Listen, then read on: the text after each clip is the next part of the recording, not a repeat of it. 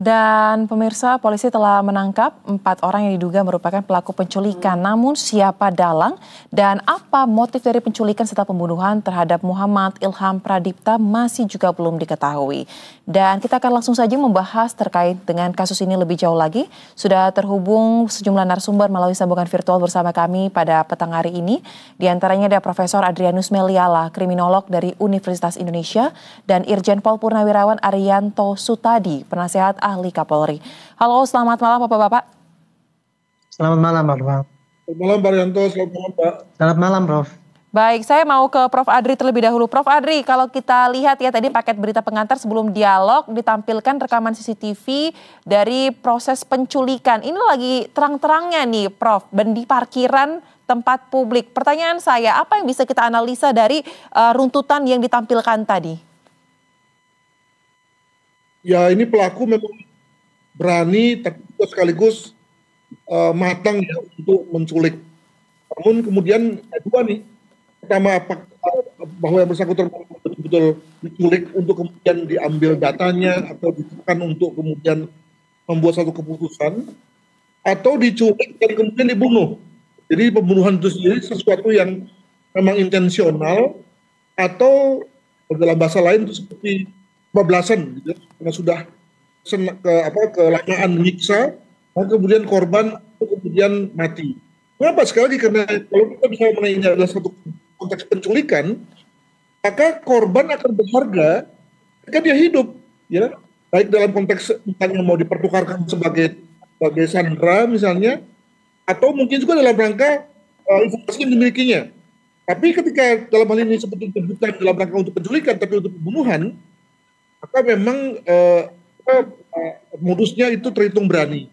Dan saya juga memberi apresiasi ya bahwa dalam waktu tidak terlalu lama, kemudian melalui bacaan CCTV, kemudian bisa segera polisi mengarah pada pelakunya dan menemukan pelakunya.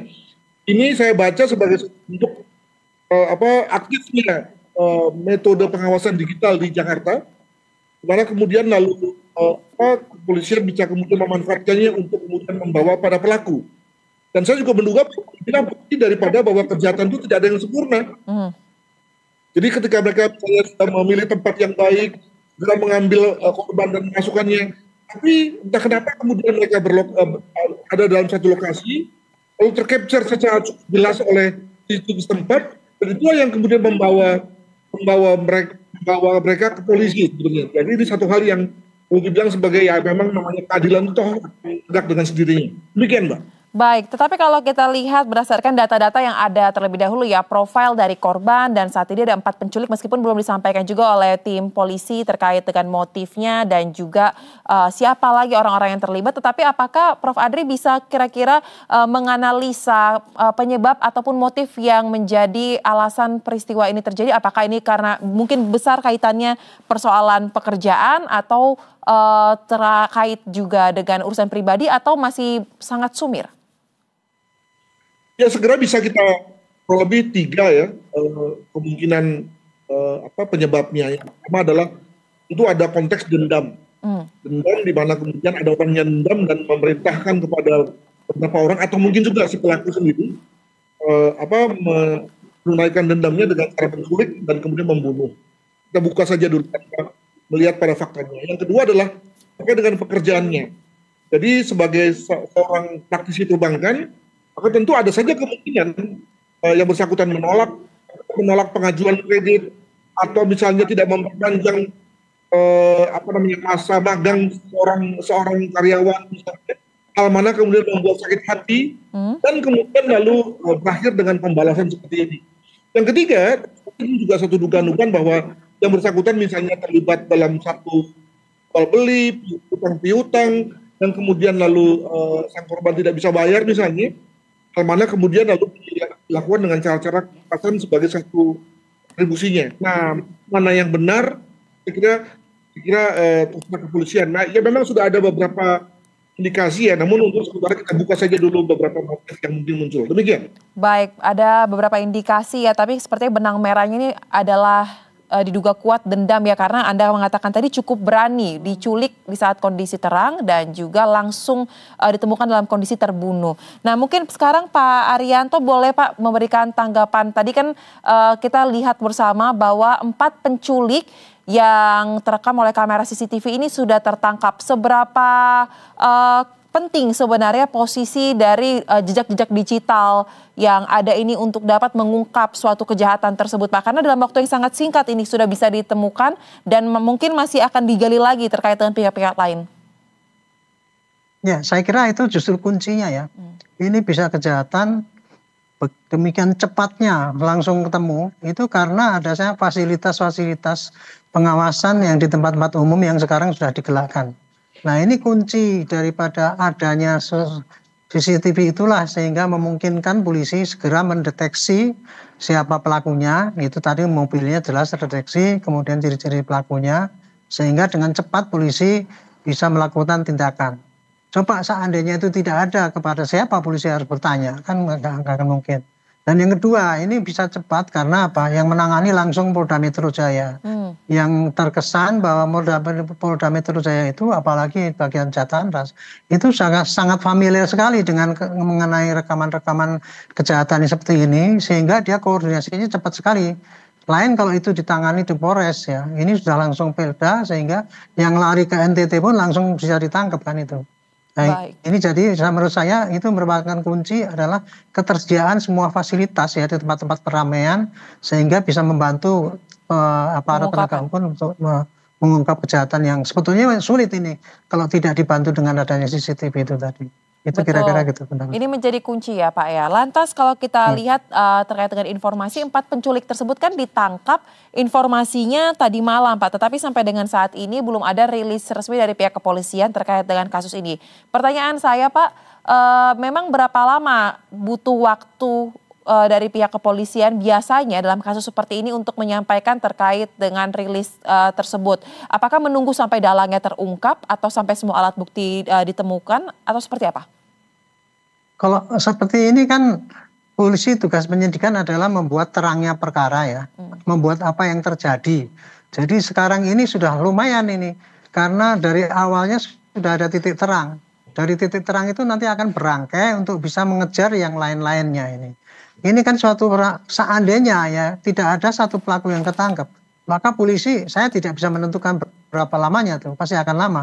Tetapi karena ini sudah ketangkep apalagi 4 orang, maka akan memudahkan untuk pengejaran yang kelompok yang lainnya. Karena kalau saya melihat kejadian ini ya, kelihatannya ini kan yang melakukan tindakan penculikan itu bukan mereka sendiri yang tujuan untuk menculik. Tapi kelihatannya karena itu saya dengar ya, itu yang melakukan penculikan itu sendiri, kemudian yang menghabisi sendiri gitu, sehingga ini ada suatu semacam dadernya itulah kira-kira. Dan mereka berbuatnya itu sedemikian nekatnya itu ya, menurut saya kok kelihatannya mereka sudah tidak memperhitungkan bahwa itu nanti akan ketangkep dan sebagainya karena semangatnya itu ya. Itu jadi ya mudah-mudahan tidak tempo lama ini rangkaian berikutnya, yaitu siapa yang mengeksekusi dan kemudian siapa yang menyuruh, itu bisa langsung terungkap. Nah, setelah itu terungkap barulah kita mengetahui apa motivasinya apa, kurang lebih gitu. Baik, sangat nekat ya. Berarti Anda dan juga Prof. Adri memiliki kesamaan bahwa ini merupakan tindakan nekat dan sangat berani. Nah, sebelum kita lanjutkan perbincangan, saya akan mengajak Anda untuk kita simak bersama-sama terlebih dahulu pernyataan dari Kepala Rumah Sakit Polri terkait dengan hasil visum dan autopsi dari jasad Muhammad Ilham Pradipta berikut ini. Hasil pemeriksaan adalah sebagai berikut. Jenazah menggunakan pakaian batik, coklat, dan celana panjang coklat muda. Ditemukan tanda-tanda kekerasan pada bagian luar dan dalam tubuh korban. Telah dilakukan pengambilan sampel untuk pemeriksaan DNA, toksikologi forensik, dan kemudian diserahkan kepada penyidik untuk pemeriksaan lebih lanjut. Kemungkinan ada tekanan pada tulang leher ya. Ada tulang leher dan dada yang menyebabkan dia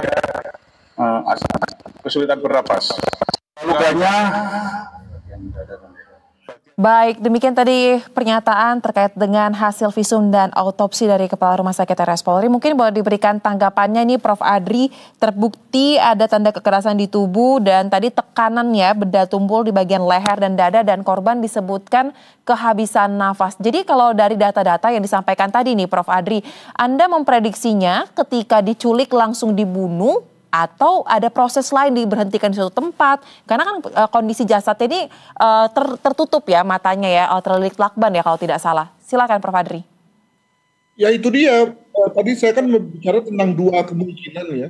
Dia diculik untuk diambil datanya, diminta untuk ngaku, diminta untuk tanda tangan, diminta untuk cerita tentang apa yang terjadi, diminta untuk minta maaf dan seterusnya, baru kemudian dibunuh gitu. Atau yang kedua adalah sebetulnya ya memang diculik untuk dibunuh. Jadi dengan kata lain, seluruh tekanan, jejas, lebam yang dialami oleh korban sebetulnya adalah akibat dari pergulatannya. Nah, untuk mengetahui mana yang benar dari yang pertama atau kedua, ya lalu kemudian kita perlu mengetahui apa sebetulnya pengakuan dari 4 tersangka ini untuk kemudian sampai kepada motif tadi. Jadi kalau misalnya terkait dengan dendamkah, pekerjaankah, aktivitas ekonomi dari sang korban sendiri, pasti itu semua padahal dalam rangka untuk mendapatkan keterangan tadi. Jadi kita katakan sebetulnya kesan saya tidak ada niat untuk membunuh dari 4 orang itu, atau tidak ada membunuh dari orang yang memerintahkan ke 4 orang itu untuk menculik, gitu ya. Jadi niatnya adalah untuk korek keterangan, dapatkan pengakuan dari data dan seterusnya, gitu ya.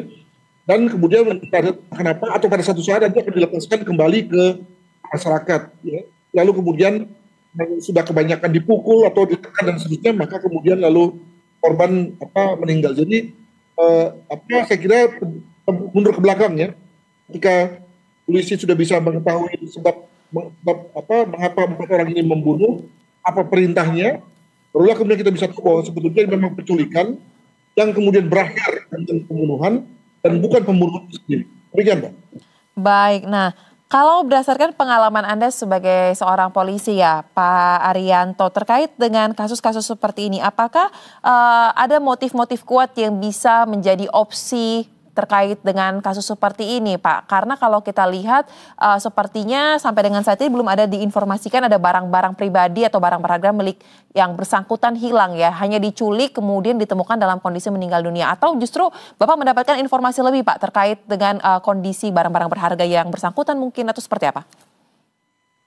Saya melihatnya ya dari rekaman itu dan kemudian kecepatan mereka melakukan tindakan, dan kemudian keberanian mereka untuk tampil tanpa ragu-ragu itu di depan umum. Itu saya melihat ini kok kelihatannya mereka itu pelaku yang sudah terlatih ya. Pelaku yang terlatih dan kemudian dia memang untuk target-target tertentu dia melakukan itu. Sehingga tanpa ragu-ragu dan cepat dan berhasil, efektif sesuai dengan yang dipesan oleh itu. Dan dari ini saya pikir ya ini perlu kecepatan daripada Polri untuk cepat menangkap karena apabila tidak itu bisa jadi nanti mereka itu kalau itu menjadi suatu rangkaian tindakan yang direncanakan itu mereka akan dihilangkan itu sehingga kita nggak bisa mencapai pada dadernya itu. Kira-kira begitu analisis saya sementara itu ya. Tapi mudah-mudahan ini kecepatan polisi setelah menangkap ini kan yang tertangkap kan baru penculiknya ini. Belum eksekutornya gitu. Sehingga kalau tanpa itu kita tidak bisa mengungkap kejadian yang sebenarnya. Ya ini mudah-mudahan saja itu bisa kecepatan daripada aparat bisa menangkap pelakunya itu dan bisa mengungkap siapa yang di belakangnya itu. Kurang lebih gitu kalau analisa dengan melihat kenyataan yang ada. Baik, Prof. Adri, terkait dengan pelaku yang terlihat sangat ahli ya jika dari rekaman CCTV yang beredar, apakah Anda sepakat bahwa memang mereka ini adalah orang-orang yang sepertinya sudah biasa melakukan tindakan-tindakan seperti tersebut kalau dilihat dari gerak-geriknya dan berapa cepat mereka bisa membawa si korban masuk ke dalam mobil, atau ada ikut juga indikasi memang mereka sepertinya orang bayaran tidak terkait dengan hal-hal yang substansi dari persoalan yang terjadi? Bisa dua-duanya, namun ya dengan pandangan cepat melihat mohon maaf itu tubuh yang kekar ya dari pelakunya, lalu 4 orang pula, dan kemudian memanfaatkan situasi dadakan ya, kelihatan sekali sang korban tidak siap gitu ya. Maka sebetulnya tidak perlu teknik yang tinggi untuk kemudian melumpuhkan korban. Nah, masalahnya adalah bahwa tadi kalau memang pesannya adalah untuk sekedar melumpuhkan korban, kenapa harus membunuh? Ya? Nah, itu kan justru membuktikan bahwa mereka tidak profesional. Atau justru memang tadi bahwa memang mereka dipesan untuk membunuh. Nah, itu satu hal yang nanti akan kelihatan setelah kemudian polisi selesai dengan interogasinya. Nah, yang mau saya juga ingin perdalam adalah sudah ada dalam 1-2 pemberitaan ini ada kemungkinan motifnya adalah terkait dengan pekerjaan. Dengan kata lain, bahwa dalam pekerjaan sang korban sebagai banker itu kemudian mengetahui adanya indikasi penggelapan atau dalam bahasa usaha disebut sebagai fraud. Nah, fraudnya cukup besar. Hal mana kemudian lalu akan bisa membuat pelakunya itu kemudian bisa diikat dan kemudian lalu berakhir di penjara. Nah, ini yang kemudian lalu dicegah dengan cara si korban ini kemudian dimatikan atau dilumpuhkan begitu ya. Nah, ini menarik. Kenapa? Karena biasanya fraud itu tidak berakhir dengan kekerasan. Ya. Kenapa? Karena pelaku fraud yang pada dasarnya adalah kita sebut sebagai white collar criminal atau pelaku kejahatan putih, artinya orang-orang yang memang berada di lingkungan kerja yang hormat, ya, pakai baju putih, pakai dasi gitu ya. Maka biasanya ketika sudah ketahuan ya takut aja, lalu kemudian gemeter gitu ya. Tidak ada atau jadi sekali yang kemudian memiliki daya untuk retaliasi, melawan balik. Gitu. Nah, kelihatannya pada ini si pelaku, kalau benar ya ini masih dugaan-dugaan, si sang otak dader tadi itu kemudian lalu dalam rangka untuk tidak ketahuan, maka daripada dia lari atau dia membuang semua bukti misalnya, maka dia lebih memilih untuk menghabisi sang korban yang tahu banyak ya tentang apa yang dilakukannya. Nah, ini bukan satu hal yang biasa. Mungkin sekali karena apa dia berani seperti itu, memilih untuk membalas ya dan mengejar orang yang tahu tentang perbuatannya. Mungkin juga karena dia punya kenalan yang memang punya jalur dengan kelompok yang memang menjadi pelaku-pelaku kekerasan ini ya. Artinya dia punya dukungan teman dan itu yang kemudian menginspirasi dia untuk mengambil jalan yang keras. Ini begini. Baik. Lantas Pak Arianto, apakah sejauh ini sudah ada informasi yang mungkin Anda dapatkan terkait dengan pengungkapan kasus ini? Pemeriksaan juga dilakukan mungkin di kantor Muhammad Ilham Pradipta karena kuat dugaan penculikan hingga pembunuhan ini ada kaitannya dengan posisi yang bersangkutan dalam pekerjaannya. Dan mungkin boleh diinformasikan kira-kira pihak mana saja sebenarnya sudah digali keterangannya dalam kasus ini? Ya, kalau ditanya polisi sekarang ini pasti jawabannya masih di dalam pendalaman.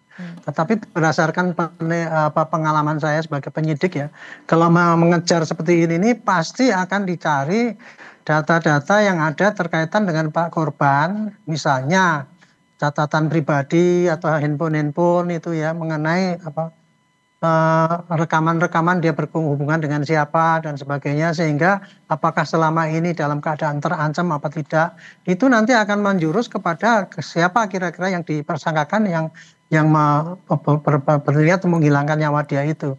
Nah, pada kesempatan ini saya ingin menyampaikan ya pada masyarakat ya, ini tadi ya kejadian ini bisa langsung ketangkap karena ada CCTV itu bantuan itu.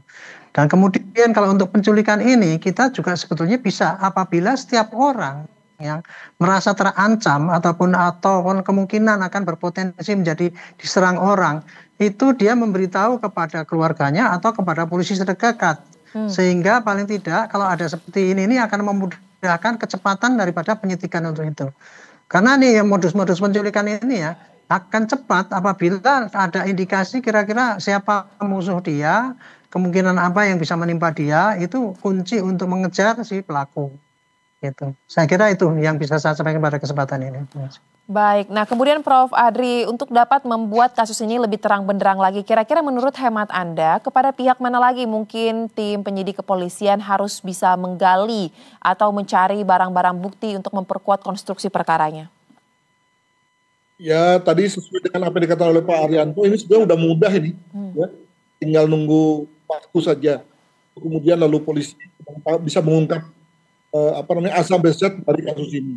Saya lebih memilih untuk Mbak melihat dari segi dari segi ya kita ini kan sebagai bangsa suka cari hikmah gitu ya. Bayangkan kalau ini tidak terungkap, seperti dikatakan Pak Yanto, kalau ini tidak terungkap, maka orang masih akan mulai berpikir bahwa memang Jakarta ini nggak aman, Indonesia nggak aman. Ternyata Indonesia tidak beda dengan Meksiko, Kolombia, ya negara-negara di Amerika Latin yang konon saya belum pernah ke sana sih. Konon kalau lihat dari data yang ada, itu memang penuh dengan kejadian-kejadian kayak gitu. Kidnapping adalah hal yang biasa. Nah, bayangkan tingkat ketakutan orang kalau ini jadi hal yang biasa. Mungkin satu hal ya, baru satu hal, tapi orang lalu mulai mempersepsikan bahwa begitu Jakarta udah sama dengan Kolombia, itu dan yang lain-lain. Makanya saya kira saya sangat bersyukur kalau ini bisa segera terungkap, pelakunya segera bisa ketahuan, dan nanti pada beberapa hari ke depan sampai setnya bisa terungkap semua, agar kemudian kita kembali tenang dan kita bisa yakinkan semua orang bahwa Jakarta itu jauh beda dari negara-negara yang memang terbiasa dengan modus-modus penculikan seperti ini. Demikian. Baik, terakhir mungkin kepada Pak Arianto dan juga kepada Prof. Adri, mungkin Pak Arianto terlebih dahulu. Kira-kira dalam kasus ini ketika sudah banyak data yang ditemukan dan juga tadi Anda mengatakan tinggal menunggu waktu. Kira-kira jika ada masyarakat yang ingin melaporkan terkait dengan kepengetahuannya terkait dengan kasus ini, apakah bisa langsung untuk dapat mengakses kepada pihak kepolisian atau mungkin bagaimana kira-kira prosedurnya, Pak? Ya, saya selalu menyarankan pada adik-adik kita ya, apabila ada kasus yang menjadi atensi publik seperti ini, langsung hari itu juga buka hotline untuk menerima informasi-informasi yang bisa disampaikan pada penyidik. Buka nomor khusus tersendiri, WA nomor siapa yang mudah dihafal. Jangan disuruh masuk kepada WA polisi yang untuk laporan umum. Jadi itu akan bisa menampung ya informasi-informasi yang selama ini apabila ada orang yang tahu, itu bisa langsung memberitahu itu dan penyidik langsung bisa menindaklanjuti itu. Itu sudah saya sarankan dan mudah-mudahan ini Polda Metro ini mau menjalankan itu sehingga ini kasus ini bisa dibantu oleh informasi-informasi orang yang tahu dan kemudian tahu juga saluran untuk menyampaikan dan langsung ditindaklanjuti oleh penyidik. Itu suatu kerjasama yang baik dan mudah-mudahan ini bisa terlaksana. Begitu, Mbak. Baik, dan mungkin terakhir Prof. Adri, catatan mungkin terkait dengan kasus ini dan kepada masyarakat mungkin untuk dapat lebih hati-hati lagi ke depannya terkait dengan kasus-kasus serupa seperti apa? Ya, jika benar ini adalah dengan konteks fraud ya dalam perusahaan khususnya bank di mana mereka bekerja, maka ini memang satu kasus yang agak breakthrough dalam arti bahwa kasus fraud yang kemudian berakhir dengan kekerasan. Tadi saya bilang bahwa panjang saya mengamati di Indonesia misalnya, itu kalau fraud ya tadi pelakunya kemudian lalu lari atau menyembunyikan barang bukti, tapi tidak ada yang sampai kepada kekerasan. Nah, maka dengan begitu semua teman-teman yang bekerja di dalam konteks anti fraud system ya di korporasi baik di bank, perusahaan, juga mulai harus lebih waspada nih, ya. Jadi ketika ada orang yang tahu dengan praktek-praktek fraud di tempat masing-masing, selain harus dilindungi dari segi kerahasiaan, harus dilindungi dari segi keamanan fisiknya. Ya, jadi misalnya kalau korban misalnya tahu bahwa dia sudah dikejar begitu, maka tentu teman-teman yang berada di inspektorat, kalau kita bicara instansi ya, atau di tempat-tempat yang atau di unit-unit fraud misalnya, di dunia swasta, itu perlu melindungi dia tuh. Jadi selalu harus nempel, ada yang jaga dan seterusnya. Jangan sampai pihak-pihak yang justru memiliki informasi yang bagus malah kemudian dikejar orang, diancam orang, dan malah kemudian menjadikan tidak berani melapor, misalnya begitu. Nah, ini kalau memang benar bahwa ini adalah kasus yang terkait dengan fraud di bank. Demikian. Baik, kita harapkan pengungkapan dari motif pembunuhan Kepala Cabang BUMN ini bisa dilakukan dengan cepat dan tepat ya, karena tadi seperti Bapak-Bapak katakan, sebenarnya semua hal-hal yang dibutuhkan ini sudah tersaji. Kita nantikan bagaimana pengungkapannya. Terima kasih Profesor Adrianus dan juga Bapak Arianto telah bergabung bersama kami di Berita Satu Utama. Salam sehat, selamat kembali beraktivitas. Selamat malam, Prof. Terima kasih Mbak, terima kasih Pak.